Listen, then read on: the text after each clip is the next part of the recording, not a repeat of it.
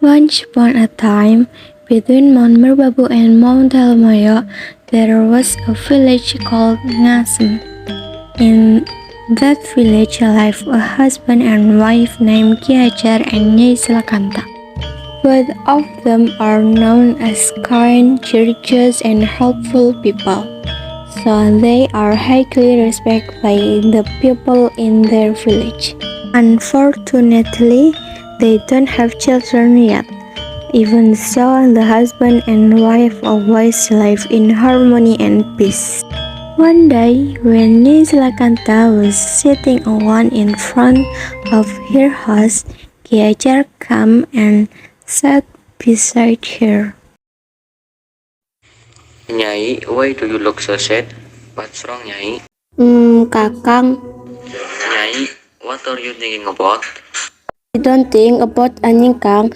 I just feel lonely. I feel lonely when you're not at home. I've in this house you call always hear the sound of crying and whining of a baby. Surely our life wouldn't be as lonely as this. Honestly, Kang, I really want to have a cat. I want to take care and raise him with love. Never mind, Nyai. Maybe it's not yet time for good. They give us children.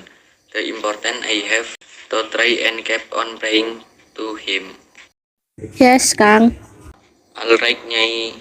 If you really when a child, allow it when aesthetic to pray to Elmikti. Nisalakanta nodded, although it was heavy in her heart to part. Nisalakanta had to sincerely fulfill her husband's wishes. The next day, Kiajar departed from the slopes of Mount Telamayo.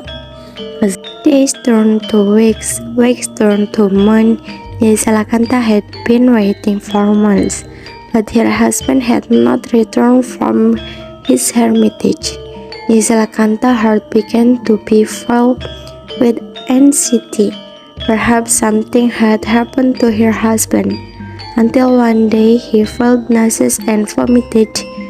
It turned out she was pregnant.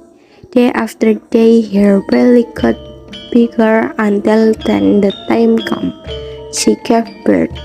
However, how shocked Salakanta was when the child born from her womb was not a baby, but a dragon like snake.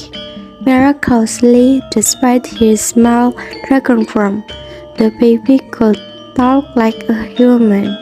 Nyai Salakanta was astonished and at the same time felt touched and a little disappointed, and then named the baby snake Baru Kelinting. Once, the juvenile snake asked his mother, Do I have a father? Yes, my son, you do have a father named Ki Hajar. Your father on the slopes of Mount Telomoyo. Meet him and tell him that you are his son. Put mom with my body like this. Will you trust me? My son.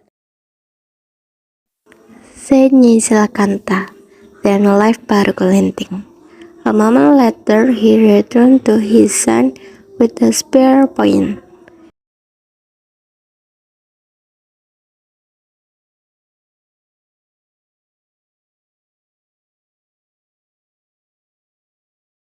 Bring this heirloom of Baru Kelinting spear as proof.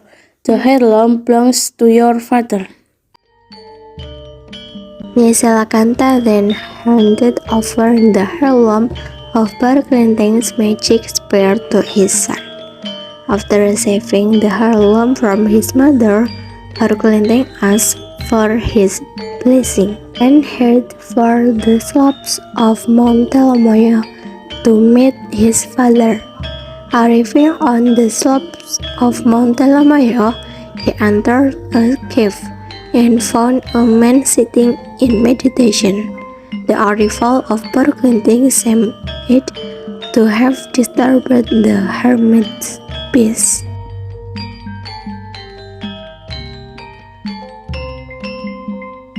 Hey, who's that? Forgive me, Uncle. My arrival has disturbed Uncle's peace. Who are you? A snake, but can talk like a human. I'm new to cleaning. If you can know, what is this really Ki Hajar Hermitage? That's right. I am Ki Hajar, but how do you know my name? Who are you really? Hearing the hermit's answer, while Clinton immediately bowed down before his father, he then explained who he was. Kihacher patiently listened. At first, he couldn't believe that he had a dragon son. However, when the dragon showed the Baru Clinton's spare helm, Kihacher began to believe, but his heart was still doubtful. He wasn't quite sure yet. So he said, Alright, I believe that the baru clinting heirloom is indeed mine, but the proof is not now. If you are really my son, try to circle this Telomoyo mountain. Baru Clinton immediately carried out the order to convince his father. With his supernatural powers, Baru Clinton success in encircling Mount Telomoyo by elongating his body. So Kiacher also admitted the dragon was his son. After that, he ordered to his son meditate on Tugur Hill again. Now, go meditate on Tugur Hill. Once upon a time, in a village called Patak, the people were busy preparing for the on-earth event after their abundant harvest. To enliven the harvest festival, various kinds of art performance and dance will be held.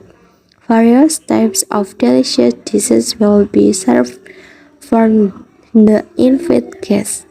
For this reason, the residents hunt animals the Tukur Hill. They have been hunting for almost a day, but they have not found a single game yet. When they were about to return to the village, they suddenly saw Dragon Snake escaping. The dragon is none other than Baru Clinting, and Miss Snake caught and cut off the dragon's meat, then brought it home. Arriving in the village, they cooked the snake meat to pierce as a dish in the village. The next day, while the villagers were having a party, a boy came whose body was covered in wounds, giving off a fishy smell. Apparently, the boy was the embodiment of Barclaycine. Feeling hungry, Barclaycine joined the crowd. When he asked people for food, no one wanted to feed him. They actually cursed him, even kicked him out. Hey, smelly beggar, let's get out of here quickly. Your body smells so fishy. With a growling stomach, Barclaycine staggered to leave the village. On the way, he met an old widow named Nyalatung. Hey young man, why don't you come to the party? Everyone rejects my presence at the party. They will dismiss my body. So I was kicked out, even though I was very hungry, brother. Answered Baruklinting sadly. The kind Nyalatung invited Baruklinting to her house. The grandmother immediately served her delicious food.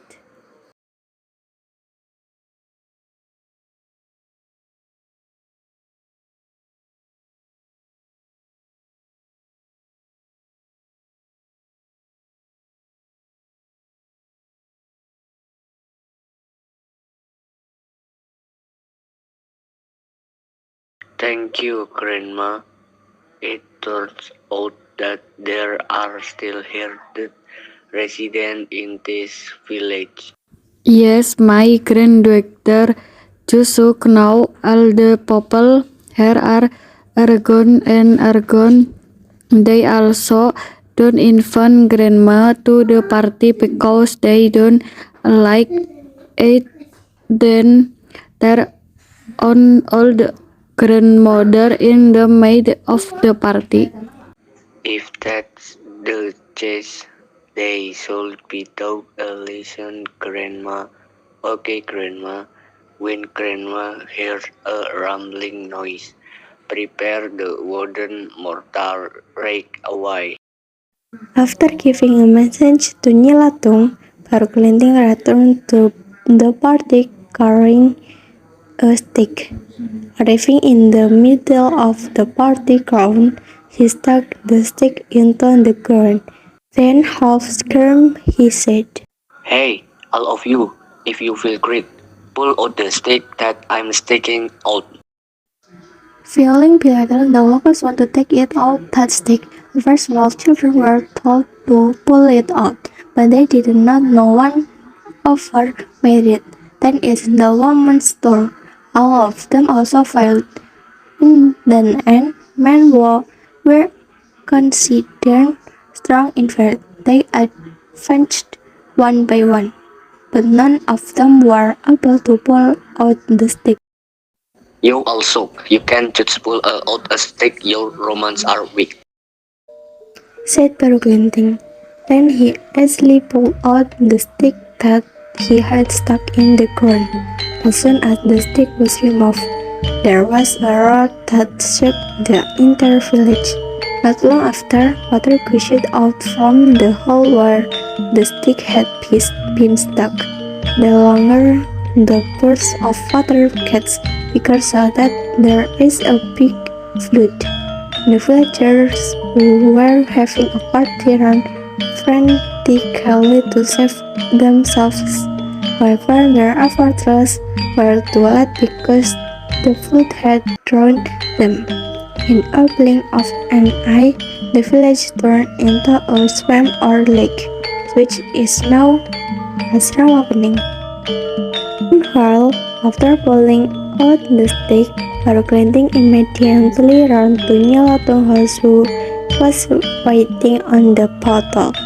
The flood is getting worse, but Baru Kelinting and Nyalatung are safe because the crater serves as a boat. After the flood event, Baru Kelinting returned to become a dragon snake to guard Rawa.